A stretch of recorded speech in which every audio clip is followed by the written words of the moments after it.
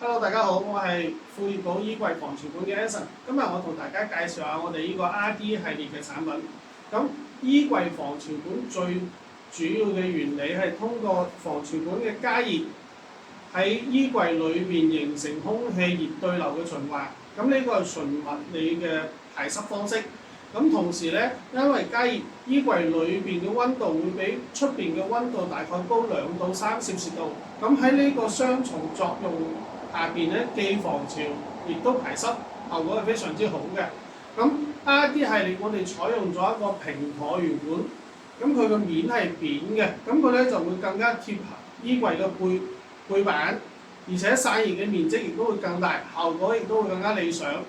咁串連安裝係我哋呢個系列最大嘅一個特色，因為我哋做咗一個連接器喺衣櫃防潮管裏邊，咁佢就支持20支串連。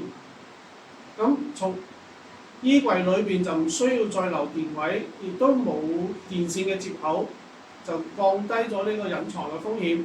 咁我哋嘅產品咧採用嘅係智能自動調温嘅，咁控制大概喺45攝氏度左右，最高温度亦都唔會超過50攝氏度。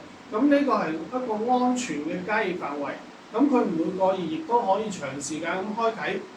咁我哋整個產品會有4個顏色、5個 size。咁金色啦、銀色啦、黑色，仲有一個好靚嘅紫色。咁我哋亦都可以幫客戶去定製啱佢嘅 size 嘅。咁因為我哋用嘅係自動調節嘅發熱電纜，所以佢有超級低嘅功率。咁我哋做咗一個測算，如果用10年嘅時間嚟計咧，至少會比大家用抽濕盒成本會低大60%以上。咁呢個衣櫃防潮管除咗衣櫃以外，仲有邊啲地方啱用？